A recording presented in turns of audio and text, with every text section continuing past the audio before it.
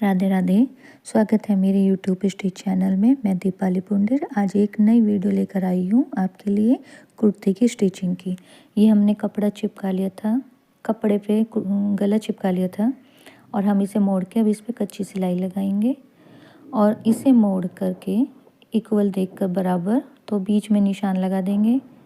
हमने कुर्ते में फिक्स करेंगे और इसे इसके पूरा बीच लेंगे। जैसे कि हमारी फिटिंग है, ये टोटल कपड़ा जो है मार्जिन रख के 23 है, तो हमने इसके बीच में निशान लगाया हाफ लेकर 11.5 इंच, और जो हमने गले पे निशान लगाया था ना बीच में, वो इन दोनों को मिला करके कच्चा सिलाई डालेंगे। ठीक है, ऐसे ही अब शोल्डर से लिया हमने, दोनों को इक्वल रखेंगे। 3-3 इंच हो गया। अब हम यहाँ पे भी 3.25 इंच है, तो अब हम यहाँ पे सिलाई डालेंगे कच्ची सिलाई डाली। ये थोड़ा मुझे स्पीड करना पड़ा, वीडियो ज़्यादा लंबी हो गई थी, इतना एक्सपीरियंस नहीं था इस वजह से। अगर समझना है तो बताना। ये दोनों तरफ हमने कच्ची सिलाई डाल ली और फिर हम अब इसके किनारे किनारे पे सिलाई लगाएंगे पक्की, जिससे कि हमारा गला कुर्ते में अटैच हो जाएगा। सिलाई जो हमें सिर्फ बिल्कुल किनारे किनारे पे डालनी है, बुकरम पे डालेंगे तो गला भी बड़ा हो जाएगा और उससे इतनी अच्छी फिनिशिंग नहीं आएगी। अब हमने ये कटिंग कर लेंगे इक्वल, दोनों का देखो बराबर हो गया। शोल्डर हम नाप लेंगे, बिल्कुल बराबर है। अब हम इसकी कटिंग कर देंगे। हमें हाफ इंच रखना है, देखो हाफ इंच रख के हमने कटिंग कर दी। अब इसमें कच्चा निकाल देंगे, जो हमने कच्चा लगाया था, या पिन भी लगा सकते हैं। अब हम इसमें कटिंग कर देंगे जिससे कि झोल ना आए, और अभी से गले को मोड़ के कच्ची सिलाई डाल देंगे पूरे गले में। ये हमारे इसमें जुड़ गया गला, और कच्ची सिलाई होगी, बाद में हम इसमें तुरपाई करेंगे। सिलाई भी कर सकते हैं, अगर सिलाई लगाएंगे पक्की सिलाई तो 2-2 सिलाई लगा सकते हैं, वो अच्छी लगती है, लेकिन इक्वल होनी चाहिए सिलाई। अब हम बैक साइड का बैक पार्ट लेंगे। अब हमने ये जो पट्टी है बैक के लिए, ये अरेब काटी हुई है 2-2 इंच की, और अब हम इन्हें और जोड़ेंगे। जो इनमें ध्यान देने वाली बात है कि एक की चोंच जो है, पट्टी हमारी ये चोंच वाली है ना, तो एक की चोंच एक दूसरे से अपोजिट होनी चाहिए, क्योंकि इसे जोड़ने में बहुत गलती करते हैं जो मेरे पास सिलाई सीखते हैं। वे भी इन्हीं पट्टियों को जोड़ने में बहुत गलती करते हैं, वे सही तरह से नहीं जोड़ते। अब हमें इससे ध्यान रखना है, ये दोनों जो इनकी ये चोंच बनी हुई है अपोजिट साइड में होनी चाहिए। अब इसे मोड़ के हम गले के बराबर बराबर इन्हें हाफ इंच करके एक एक पैर की सिलाई लगा देंगे, और इसे खींचेंगे नहीं, पट्टी को हमें खींचना नहीं है, खींचेंगे तो झोल आ जाएगा।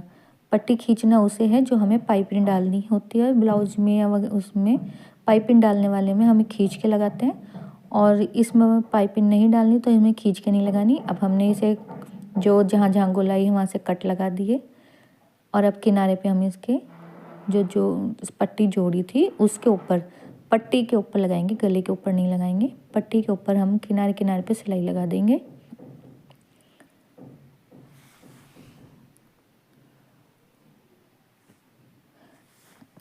ठीक है, अब हमें ये शोल्डर को जोड़ना है, बैक और फ्रंट का।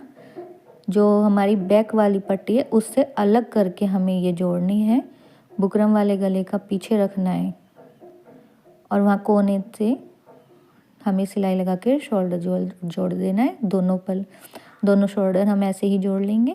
देखिए ये जो पट्टी है ना गले की पीछे वाली, ये ऐसे मुड़ जाएगी, इसके ऊपर आ जाएगी, ऐसे तुरपाई हो जाएगी। अब हमने फिटिंग का निशान लगाना है। फिटिंग है हमारी 19 इंच, 23 था, 2-2 इंच का मार्जिन छोड़ना है हमें साइड में, और ये 2 इंच का हमें बिल्कुल सीधी सिलाई लगानी है, उससे ही फिटिंग हमारी सही आएगी, वरना ऊपर ज़्यादा होके नीचे जो गोलाई दे देते हैं ना, तो चेस्ट से आके वो कम हो जाएगी। अब हम कमर का नाप लेंगे 7.5 इंच, और हिप का नाप लेंगे 15 इंच।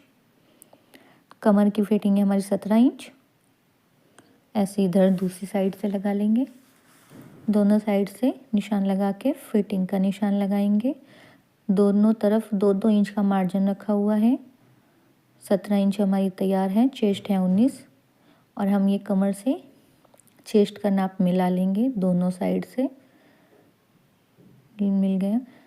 अब हिप का लेंगे। हिप में हमने 1.5 इंच का रखा है, 1.5 इंच का ही रखा ज़्यादा है। 2 इंच का अगर हम मार्जिन रखते हैं तो पल्ले की साइड से वो ज़्यादा चौड़ा चौड़ा मोड़ जाता है, जो अच्छा नहीं लगता, इसलिए हम 1.5 इंच रखते हैं। तो अब हम फिटिंग लगाएंगे। सिलाई लगा दी। फिटिंग लगाने के बाद अब हम एक बार नाप लेंगे हमारी फिटिंग सही है। जो हम नीचे से वापस पलट के सिलाई लेके आते हैं ना, तो उससे पहले हमें नाप लेना चाहिए। अगर कम ज़्यादा होता है तो हम उसे सही कर सकते हैं। ये अब हमने एक पट्टी बनाई।